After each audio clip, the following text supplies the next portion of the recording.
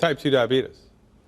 Type 2 diabetes is rapidly rising. It's everywhere all the time. It's getting worse and worse. What do you mean it's rapidly rising? More and more and more people are getting type 2 diabetes. They're not curing it at all? I mean, for goodness sakes. I mean, let's call a spade a spade. Okay. Arthritis, can't cure it. I mean, you want to have a eureka moment? Mm-hmm. Do a Wikipedia search. Just pick a disease. Do a Wikipedia search and look to see what the cause of the disease is. We don't know what the cause of the disease. Medical doctors don't know what causes anything. It's supposed to be genetic. Well, I don't think so, because didn't Darwin argue about the survival of the fittest and, you know, the selection, natural selection? So if all of these illnesses were in fact genetic, why aren't there less and less and not more and more? Because they're not genetic. It has nothing to do with it. If there's anything to do with the chromosomal activity and the relationship to chronic disease, it's because of epigenetics, environmental factors which negatively affect the genes. Something that's genetic, you're born with it. So the pancreas is not producing enough insulin. Is that what's going on? Well, okay, so there's two types of diabetes. Type 1 diabetes, where your pancreas stops producing insulin. Okay. Then you need insulin to live. And type 2 diabetes, which you develop later on in life, where your body starts to get sluggish in its ability to metabolize sugar, right? Mm-hmm. Type 2 diabetes is rising rapidly. Now, interestingly enough, the medical doctors have no idea what causes it, and they have no idea how to cure it. They manage it with metformin and with insulin.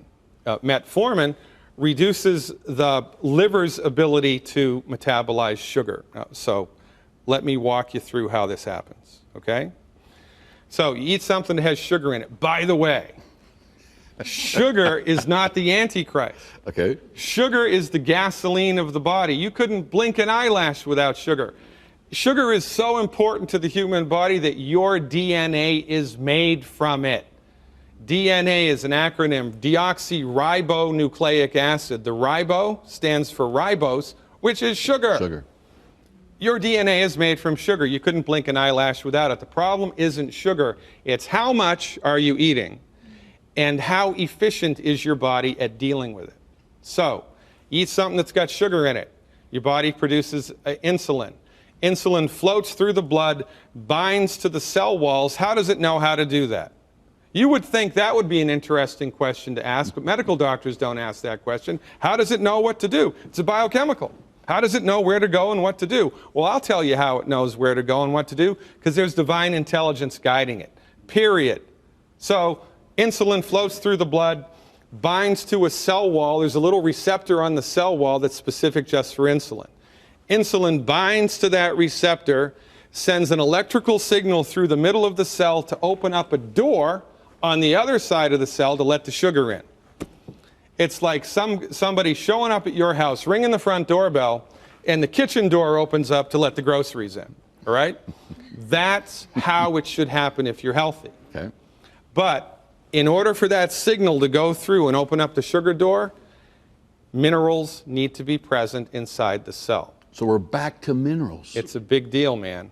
2 minerals specifically, vanadium and chromium, but there's about 25 other minerals that are at play also. So if this is how many minerals your body needs, but this is how many are in the body because they're not in the food like they used to be, then the insulin binds to the cell wall, tries to send a signal to open up the sugar door, but it gets interrupted. The sugar door stays closed.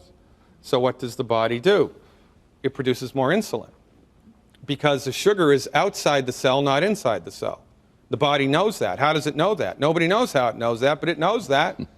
So sugar is still in the cell. The body produces more insulin, more insulin, more insulin. It rings the bell. The door is closed. It rings the bell. The door is closed. More insulin, more insulin. Finally, there's so much flippin' insulin in the blood that it forces its way through the door. It slams through the door, breaks the door open. A little bit of sugar gets in the cell.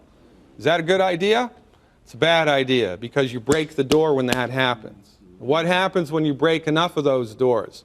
Your fingers fall off, your toes fall off, your feet fall off.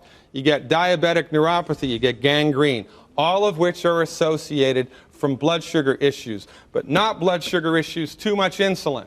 What does the MD deliver? Insulin.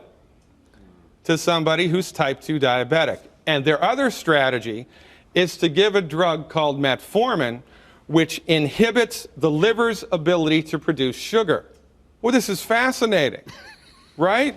Yeah, let's do that instead of just giving minerals, which, by the way, in 1957, it was proven by a medical doctor that vanadium and chromium specifically was related to type 2 diabetes. This guy named Mertz, Dr. Mertz, could turn type 2 diabetes on or off in laboratory mice by giving or withholding chromium. That was in 1957. Well, why haven't we heard about it? Why isn't it out there mainstream helping people? Because a medical doctor, the pharmaceutical industry, makes more money managing the disease than they do in curing it.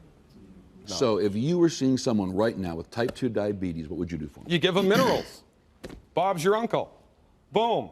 You give them the 90 essential nutrients. And this is the holistic method, okay? The holistic method is the body knows how to fix itself, the body wants to fix itself, the body's trying to fix itself, but the body needs help. We need to eat food, we need to breathe air, we need to drink water. Well, there's one more thing we need to do that nobody told us. I'm telling you right now. You need to swallow 90 essential nutrients every single day. You need to do that, appropriate for your body weight, in recipes that your body can actually absorb.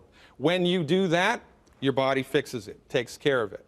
Now, how much is your body going to be able to fix it? Depends on how bad it was before you started doing the program. You wouldn't believe the things I've seen people recover from. You wouldn't believe it. The body's ability to cure itself is much greater than anybody has led you to believe.